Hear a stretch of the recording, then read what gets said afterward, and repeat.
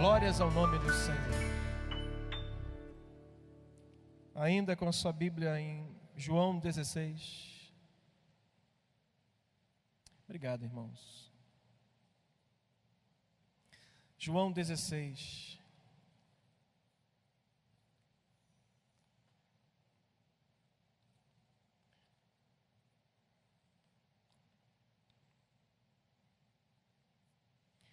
Agora nós vamos nos voltar novamente ao capítulo 16, só que agora o verso 29 até o 33, ok? João 16, do verso 29 até o 33. A mesma narrativa, só que na primeira narrativa, Jesus está falando sobre a missão do Consolador, que viria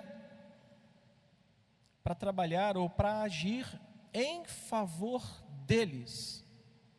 O capítulo 16 é dividido em duas partes, onde na primeira parte Jesus fala que o Espírito Santo viria com sua missão consoladora para agir em favor deles. De quem? Dos discípulos. A partir do verso 15, Jesus fala que o Espírito Santo agiria no coração deles. Não agiria mais a favor deles, mas agiria diretamente na tristeza do coração deles. Então nós lemos a primeira parte, não toda, e nem leremos toda a segunda parte, mas só o versículo 29 ao 33. Diz assim: disseram os seus discípulos: agora é que falas claramente e não empregas nenhuma figura. Agora vemos que sabes todas as coisas e não precisas de alguém que pergunte por isso. Cremos que de fato vieste de Deus. Respondeu-lhe Jesus: credes agora? Eis que vem a hora, e já é chegada, em que sereis dispersos, cada um para a sua casa, e me deixareis só. Contudo, não estou só, porque o Pai está comigo. Verso 33, leia comigo. Estas coisas vos tenho dito, para que tenhas paz em mim. No mundo passais por aflições, mas tende bom ânimo. Eu venci o mundo. Nosso Pai, lemos a porção da Tua palavra nesta noite. Rogamos ao Senhor, pelo poder do Espírito Santo, que nos traga a revelação correta do que o Senhor quer nos falar nesta noite. Que o nosso coração seja a boa terra, porque a palavra é a boa semente, para que ela caia em boa terra e ela produza e dê muitos frutos a 100 por 1, em nome de Jesus. Amém. Como eu havia dito, o capítulo 16 é o quarto discurso e o segundo discurso onde Jesus ele procura dar uma explicação aos discípulos sobre o que ele havia acabado de falar. É como se toda hora que Jesus pregasse a eles, falasse alguma coisa, de modo que eles tivessem medo daquilo que estavam ouvindo, eles precisassem de uma explicação. É como alguém que está sempre à mercê de palavras boas, sempre em busca de palavras que não vão lhe causar nenhum tipo de esforço, ou não vão provocar esforço nele para pensar. Querem mastigado, já pronto o negócio, de maneira que eles não precisem pensar e muito menos preocupar-se. Então era a segunda vez que Jesus tinha que se preocupar em explicar aos discípulos e principalmente encorajá-los acerca do que havia falado. E o versículo 1 do capítulo 16 começa: tenho-vos dito estas coisas para que não vos escandalizeis. A revelação lá do capítulo 13, da partida que Jesus estaria preparando para o Pai, ou seja, voltando para a casa do Pai, leva os seus discípulos e gera neles desesperança. A notícia não é muito agradável, a notícia é preocupante, porque ela vem também recheada de outras notícias. Judas Iscariotes, traidor, Pedro negaria-o 3 vezes, e o anúncio da volta para o Pai. Isso gera desesperança no coração dos discípulos. Isso gera preocupação no coração daqueles discípulos, ao passo de que cada nova revelação, se houvesse 50 versículos, 50 capítulos, e a cada um capítulo fosse necessária uma revelação nova, a cada nova revelação, uma nova explicação. Por quê? Porque o coração deles estava desesperançoso. Eles precisariam sempre de Jesus ali, mostrando para eles que eles precisariam se acalmar, porque aquilo era a vontade de Deus. Portanto, não fique atrás de muitas revelações, mas diga para você mesmo: preciso ter calma. Diga para mim, comigo, diga: eu preciso ter calma. Mais uma vez, eu preciso ter calma, porque tudo está no controle de Deus. Você pode dizer isso novamente? Tudo está no controle de Deus. Tudo, irmãos. Não tem nada que fuja do controle de Deus. Tem terremoto aqui, tem guerra acolá, tem geração que está crescendo sobre uma opressão. Deus está no controle de todas as coisas. Todas as coisas. Ao passo que, então, cada revelação que Jesus fazia, Jesus precisava explicar e motivar aos discípulos a olharem sobretudo com esperança, a olharem sobretudo com perspectiva para aquilo que era o que Jesus tinha falado com eles desde o início, para a vontade de Deus. Capítulo 14 ele vai dizer: não se turbe o vosso coração, crede em Deus. Sobretudo Jesus estava mostrando para eles, explicando para eles os motivos das revelações, mas levando aqueles discípulos a terem esperança e a crerem em Deus. Crede em Deus, crede também em mim. E no versículo 1 ele: não vos escandalizem, não somem isso no coração de vocês, não abarrote o coração de vocês de notícias que eu não trouxe. Eu gosto muito de uma expressão que eu sou responsável pelo que eu falo, eu não sou responsável pelo que você entende.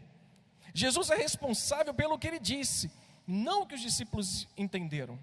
Mas ele tinha sempre que estar explicando aos seus discípulos, porque o coração deles ficava abarrotados. E o capítulo 16 é a mostra disso. Eles estavam tristes, por quê? Porque eles estavam com medo. Eles estavam com medo pelo anúncio do capítulo 15. O anúncio do capítulo 15, a mensagem do capítulo 15, deixou eles preocupados, com medo. Quantos aqui já sentiram medo na sua vida? Levante a mão. Todos nós, em algum momento da vida, em alguma hora, nós sentimos medo de alguma coisa. E com os discípulos não fora diferente.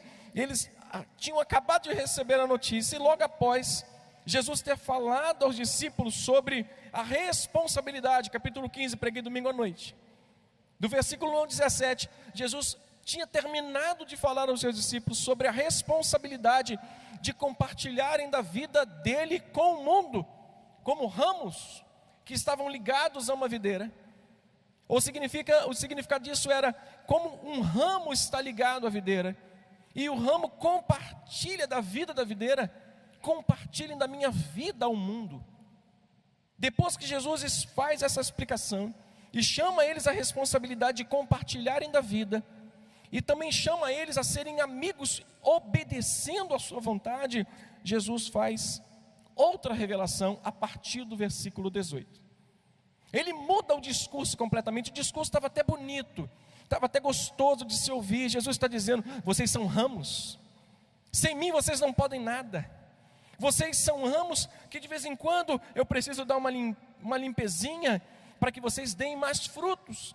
A mensagem estava tão gostosa que Jesus falou assim: agora eu não chamo mais vocês de ramos e nem de servos, chamo vocês de amigos, porque o amigo sabe o que o seu Senhor deseja, sabe o que o seu amigo, o seu Senhor quer, e eles recebem aquela palavra de modo que o coração deles se enche. Mas o versículo 18 muda completamente o discurso. Por quê? Porque Jesus usa essas palavras, verso 18 do capítulo 15, completamente mudou, o tom muda. Ele diz: se o mundo vos odeia, sabei que primeiro do que vós me odiou a mim. Aí eles: espera aí, o que o senhor está querendo dizer agora? Eu estou querendo dizer o seguinte para vocês. Já pegaram o versículo 18? Quer ler de novo? Diz assim: se o mundo vos odeia, sabei que primeiro do que a vós outros, o mundo odiou a mim. Ele está dizendo, você sabe o que eu estou querendo dizer para vocês? Que quem compartilha da minha vida como ramo, e quem me obedece como amigo, o mundo vai odiar vocês. Quem me obedece como amigo, e quem compartilha da minha vida como ramo, o mundo vai odiar. O sistema religioso vai odiar. E aquela revelação mostrou qual seria a reação dos religiosos quanto àqueles que participam da vida de Jesus. Jesus começou a falar de ódio. Ele diz, quem participa da minha vida vai experimentar o ódio do mundo e do sistema religioso. Tem gente que pensa que o diabo é bonzinho, porque, não, ele não mexe comigo, eu não mexo com ele. O diabo é mau na sua natureza. Segundo o pastor Arlindo, ele nunca deixou de ser diabo. Ele é diabo 24 horas por dia. A gente tem que ser crente 25 horas por dia. Enquanto ele é diabo 24 horas, a gente tem que ser santo 25 horas. Enquanto ele luta para nos derrubar, nós precisamos lutar contra ele para nos manter de pé.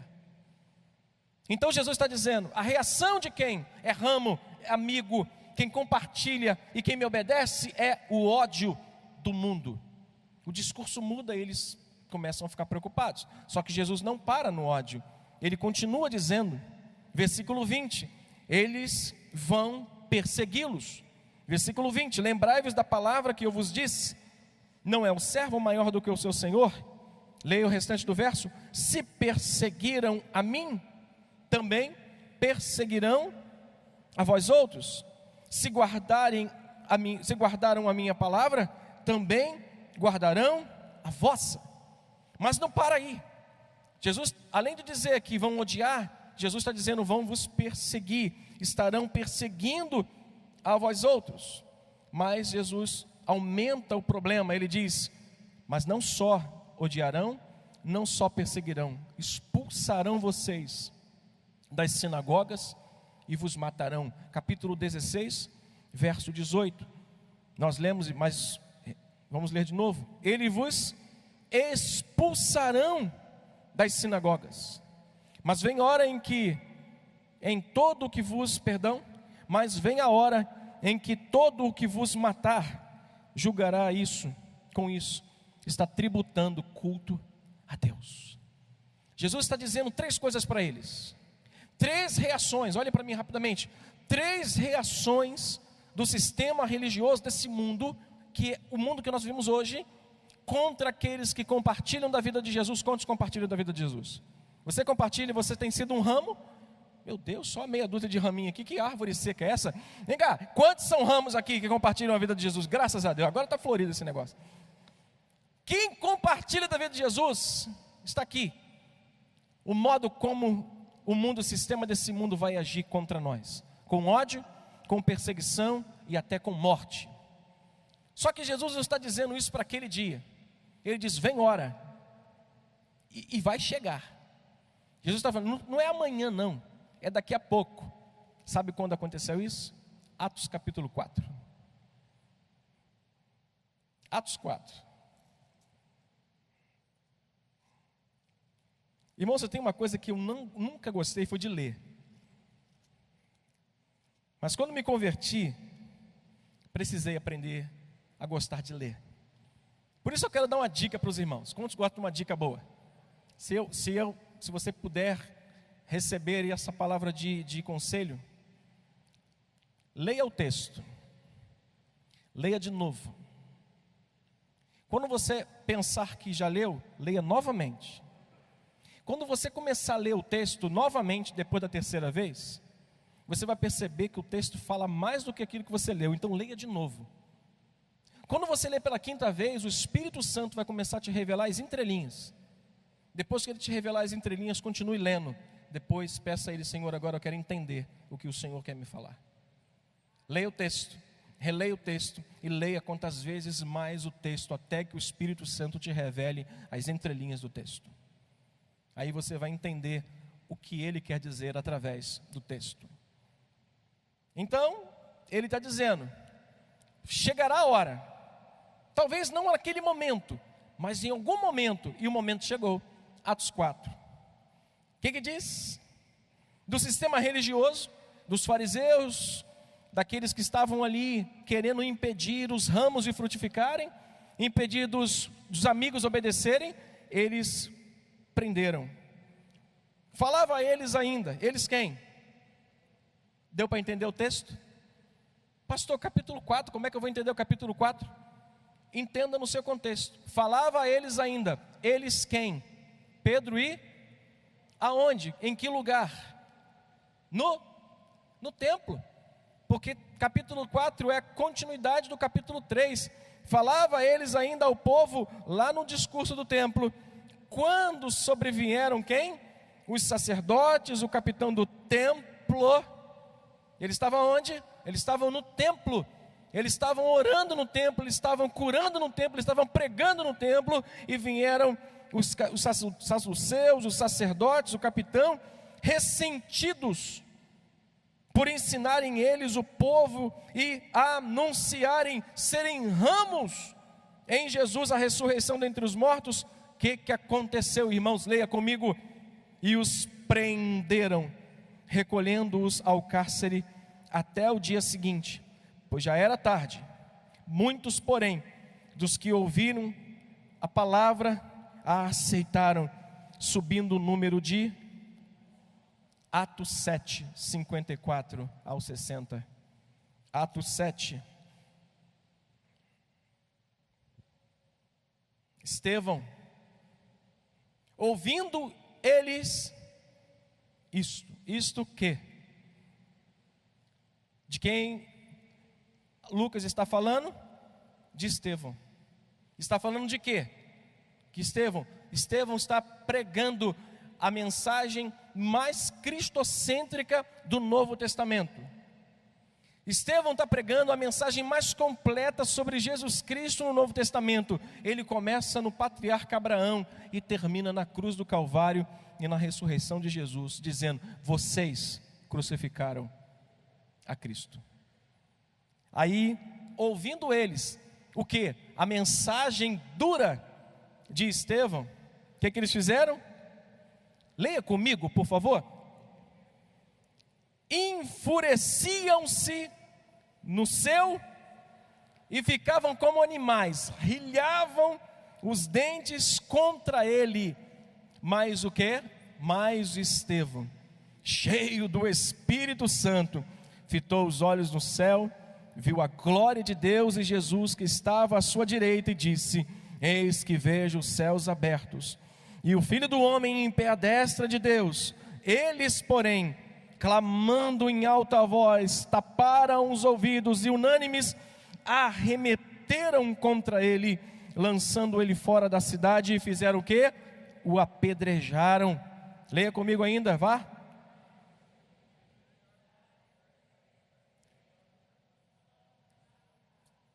Onde nós estamos? Verso 59 ainda?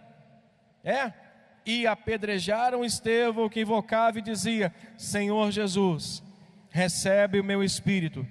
Então ajoelhou-se, clamou em alta voz: Senhor, não imputes este pecado. Com essas palavras, verso final diz: e Saulo consentia com tudo isso. Quer mais um texto? Atos 12. A morte a fio de espada de Tiago. Diz o texto, verso 1 e 2: por aquele tempo mandou o rei Herodes prender alguns da igreja para os fazer carinho, para passar uma noite num hotel 5 estrelas. Passa uma noitezinha aqui, né? Apesar do que tem algumas cadeias no Brasil que parecem 5 estrelas, mas deixa isso para lá que isso é outra coisa. Porque naquele tempo mandou o rei Herodes prender alguns da igreja para os maltratar, fazendo passar a fio da espada a Tiago, irmão de João. O que Jesus havia falado aos seus discípulos que seria a reação dos religiosos para os discípulos? Diga comigo: ódio. Diga comigo: ódio. Perseguição. e morte.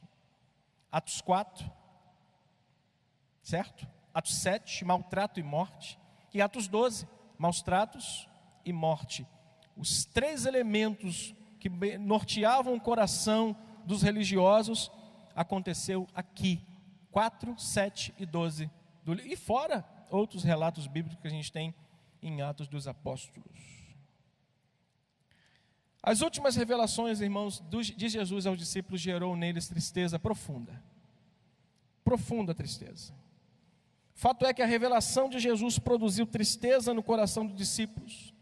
E ninguém consegue servir a Deus na totalidade com tristeza na sua alma. Naquele momento, Jesus relata para eles tudo o que viria a acontecer com eles. E a tristeza toma conta do coração deles. Você acha que com tristeza você consegue cantar o Salmo 100? Você consegue? Dizer para você mesmo, celebrai com júbilo ao Senhor. Tem gente que entra na igreja tão alegre que parece que ele quer subir pelos bancos e dizer para todo mundo, eu estou feliz. Mas tem gente que quer vir por debaixo dos bancos porque estão tristes. Os discípulos estavam assim. Os discípulos estavam tão tristes que no coração deles a tristeza era tamanha que Jesus percebe. Lá no Getsêmani, lembra do Getsêmani? Quando Jesus sobe para orar? Quando Jesus sobe para orar, algo domina a vida dos discípulos. O que foi? O sono. O sono, por quê? Porque Jesus estava lá orando, mas uma oração dizendo assim, Senhor, Tu vai mudar a minha vida. Tu vai me dar um carro zero. Não. Jesus estava orando tanto que os poros dele suavam sangue de agonia. Você acha que os discípulos estavam lá embaixo fazendo o quê? Chorando? E estavam dormindo por causa da tristeza. Pessoas tristes geralmente querem ficar sozinhas e escolhem sempre um cantinho para dormir, né? É o sono da tristeza, é o sono da dor. Ninguém consegue servir a Deus na totalidade com a alma triste. Ninguém. Ninguém consegue celebrar a Deus com alegria, com tristeza na alma. Nós vamos ver o que Jesus fez para mexer nessa engrenagem que relaciona amor e serviço. O que Jesus fez para mexer nessa engrenagem chamada alegria? Alegria de servir ao Senhor, que é mexendo com amor e com serviço, que move toda a vida espiritual da gente. Porque sem alegria, sem amor, olha para mim, não tem serviço na casa de Deus. Tem até porque às vezes a gente é meio religioso e quer fazer as coisas para inglês ver. Mas quando na verdade, na totalidade aqui, expressando em amor, expressando em alegria, ninguém consegue. Como profissional, como religioso até faz, mas com alma e espírito voluntário não consegue. Vamos ver o que Jesus fez para explicá-los e motivá-los a continuarem servindo a Ele, não abandonando a fé. Versículo 1 ainda.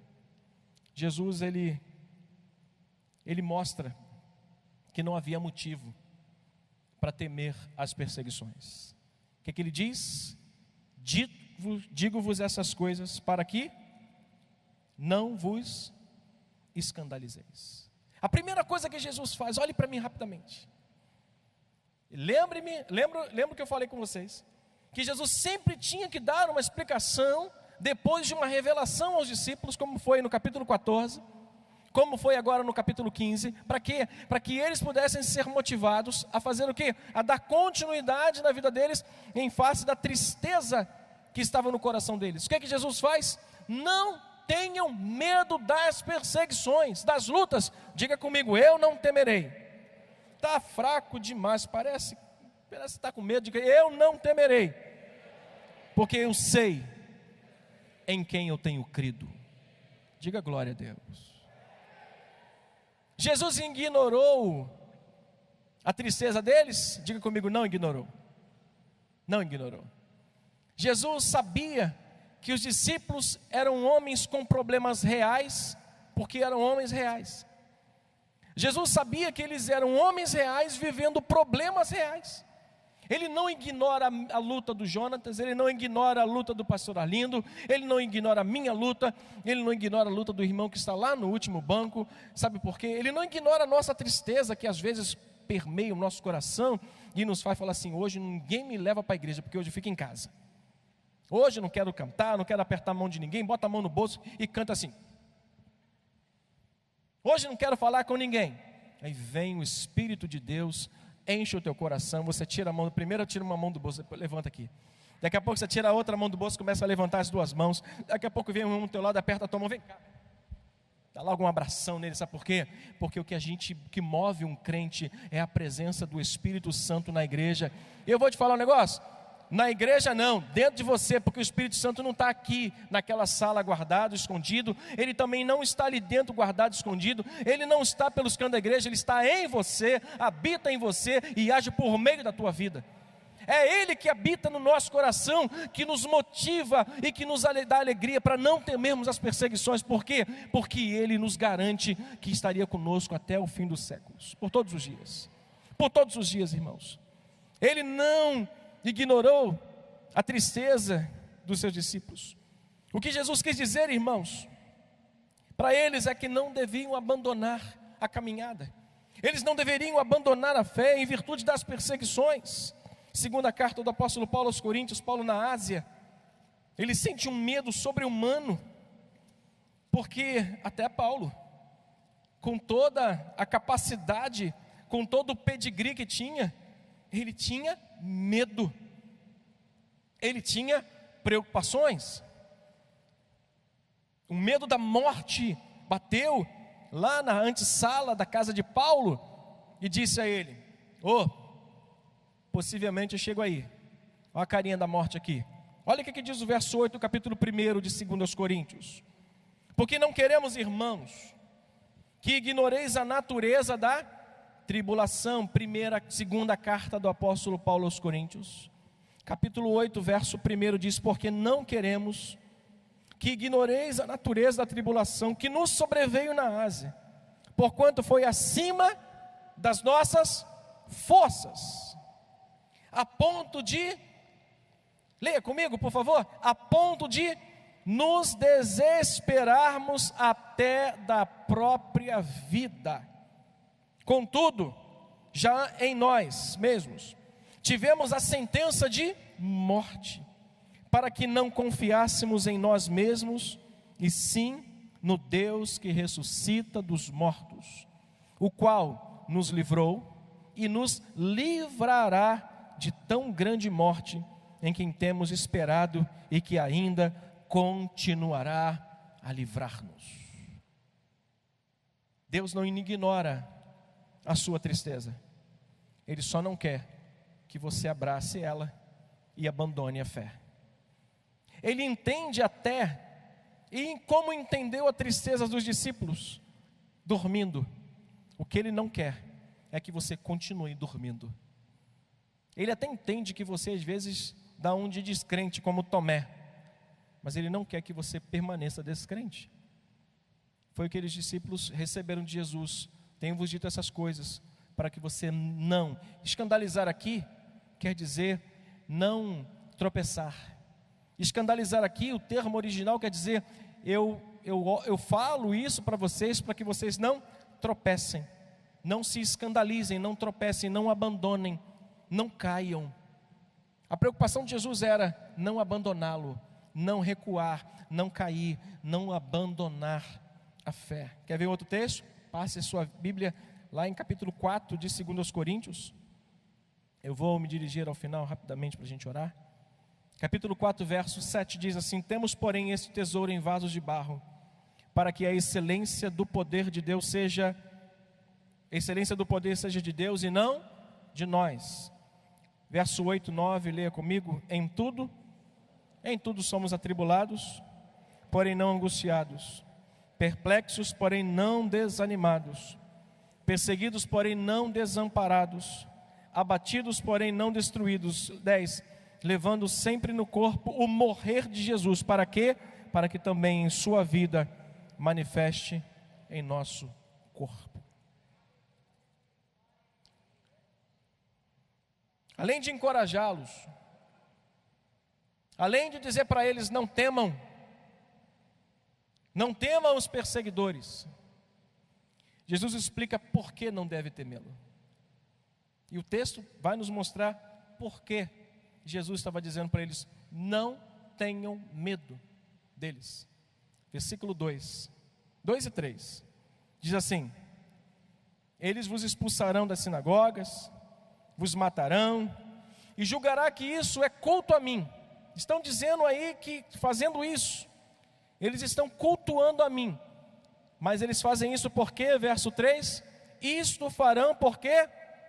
Porque não conhecem o Pai, e nem a mim. Jesus está dizendo: os religiosos que não conhecem ao Pai e não conhecem a minha missão, vão perseguir quem anda comigo. Entenderam?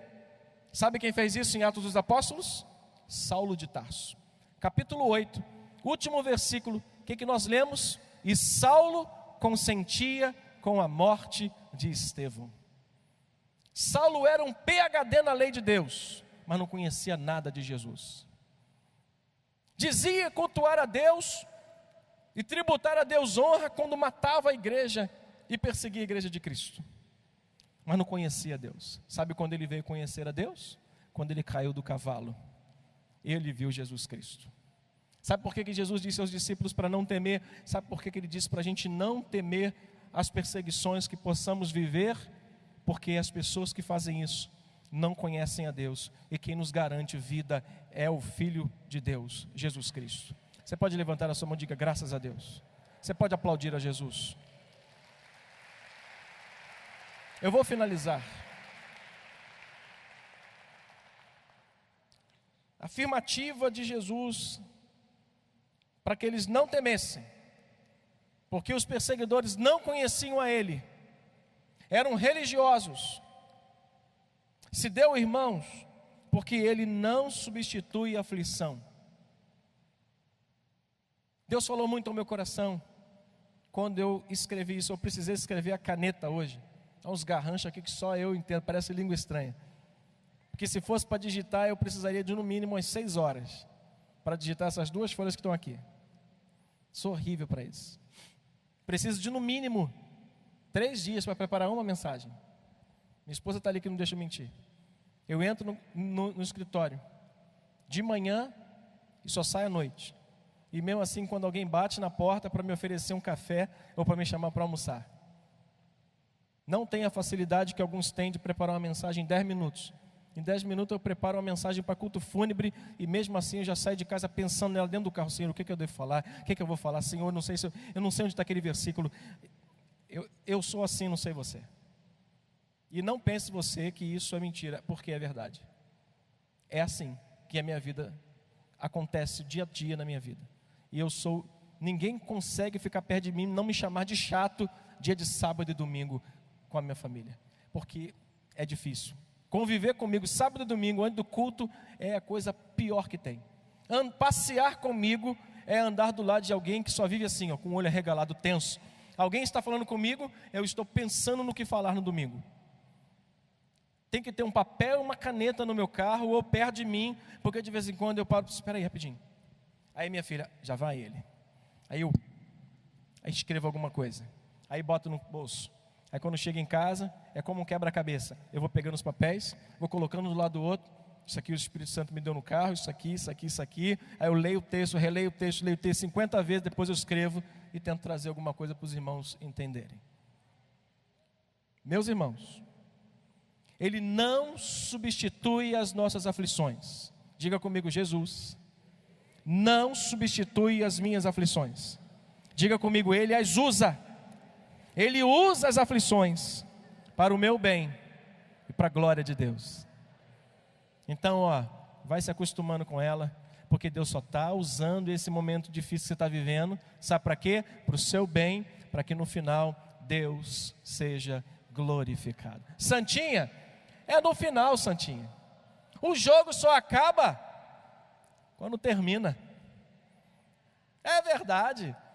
O jogo não acaba no início, o jogo só acaba no fim. Então, dá glória. Vai dando glória. Quem quer vitória, dá glória. Esse corinho de fogo é antigo. Quem dá glória, recebe vitória.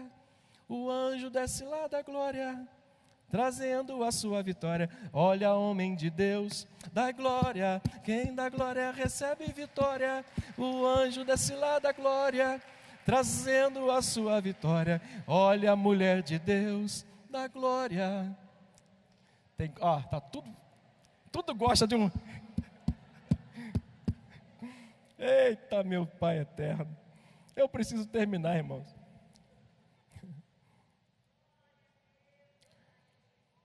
Segunda coisa que Jesus fez para motivá-los foi mostrar que o Espírito Santo agora não só agiria lá dizendo para eles não temam, mas testemunharia por eles. Sabe o que Jesus estava dizendo para eles? Os seus algozes, os que vos perseguem, não estarão de frente com vocês, mas com o meu Espírito. Olha o versículo 7. 8, para a gente finalizar realmente agora. Jesus está dizendo para eles: o meu Espírito testemunhará por meio de vocês. O meu Espírito, a missão do Consolador, é fazer com que eles entendessem que eles não estariam sozinhos para testemunhar. É o Espírito Santo que estaria com eles para testemunhar. Diz o verso 8, quando ele vier, o que diz o texto? Convencerá o mundo do pecado, da justiça e do juízo. Do pecado, porque eles não creem em mim, Jesus já tinha dito isso. Da justiça, porque eu vou para o Pai, ele também já tinha dito isso. E não vereis mais, verso 11, do juízo, porque o príncipe deste mundo já está julgado. Jesus está dizendo para eles, não precisam ter medo, porque eles não me conhecem. E quando vocês se depararem diante deles, o meu Espírito vai convencê-los do pecado deles, da justiça de Deus que sou eu, e do juízo vindouro, que quando Jesus vier, os religiosos não herdarão o reino dos céus. Não herdarão, só os crentes. Só os crentes. Só crente vai herdar o reino do céu. Incrédulo está fora, religioso está fora, quem persegue crente está fora também. E por fim, ele mostra agora que o Espírito Santo seria o novo mestre deles e o guia da paz.